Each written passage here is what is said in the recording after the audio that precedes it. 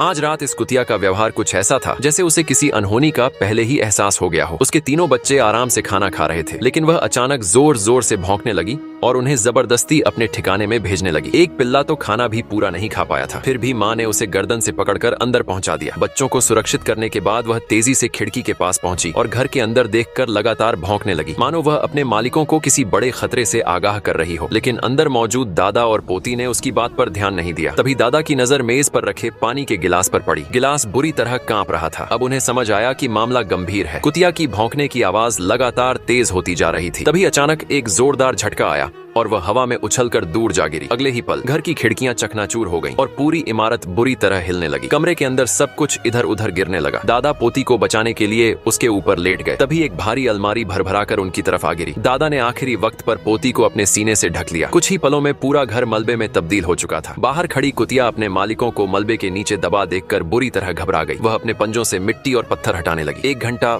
2 घंटे, पूरी रात, लेकिन उसने हार नहीं मानी। मलबा खोदते खोदते उसके पंजों से खून निकल आया। फिर भी वह लगातार खुदाई करती रही। जब उसे एहसास हुआ कि इस रास्ते से अंदर जाना संभव नहीं है, तो उसने दूसरी जगह से मलबा हटाना शुरू कर दिया। उसे देखकर उसके तीनों बच्चे भी मदद के लिए पहुंच गए, लेकिन मलबा इतना ज्यादा था कि वे अंदर तक पहुंच ही नहीं पा रहे थे। और दूसरी तरफ मलबे के नीचे दादा की हालत लगातार बिगड़ रही थी। अगर समय रहते उन्हें बाहर नहीं निकाला गया तो उनकी जान जा सकती थी। तभी बचाव दल को कुतिया की हरकतों पर शक हुआ। उन्होंने समझ लिया कि वह यूं ही मलबा नहीं खोद रही थी। कुतिया उन्हें उस जगह तक ले गई जहां उसके मालिक दबे हुए थे। कुछ ही देर में मलबा हटाया गया और आखिरकार दादा और पोती को जिंदा बाहर निकाल लिया गया। लेकिन मुसीबत अभी खत्म नहीं हुई थी। उसी वक्त बचाव हेलीकॉप्टर भी वहां पहुंच गया। जमीन की हालत खराब होने के कारण हेलीकॉप्टर उतर नहीं सकता था, इसलिए ऊपर से रस्सी नीचे उतारी गई। सबसे पहले गंभीर रूप से घायल दादा को ऊपर खींचा गया, फिर पोती की बारी आई। लेकिन तभी लड़की की नजर नीचे खड़े अपने कुत्तों पर पड़ी। उसके चेहरे पर चिंता साफ दिखाई देने लगी। वह बचाव कर्मियों से विनती करने लगी कि उसके कुत्तों को भी साथ ले चलो। लेकिन तभी हेलीकॉप्टर से आवाज आई कि दादा का बहुत ज्यादा खून बह रहा है। अगर तुरंत अस्पताल नहीं पहुंचाया गया तो उनकी जान जा सकती है। अब उनके पास वक्त बिल्कुल नहीं था। लड़की को मजबूरन ऊपर खींच लिया गया। नीचे खड़ी कुतिया लगातार भौंकती रही। उसे लग रहा था कि उसका छोटा मालिक शायद उसे छोड़कर नहीं जा रहा। लेकिन कुछ ही सेकंड बाद हेलीकॉप्टर आसमान में उठने लगा। कुतिया ने उसका पीछा करना शुरू कर दिया। वह पूरी ताकत से दौड़ती रही, लेकिन हेलीकॉप्टर उससे बहुत दूर जा चुका था। आखिरकार वह वहीं रुक गई, बस टकटकी लगाए अपने मालिक को दूर जाते देखती रही। फिर भी उसके दिल में एक उम्मीद बाकी थी।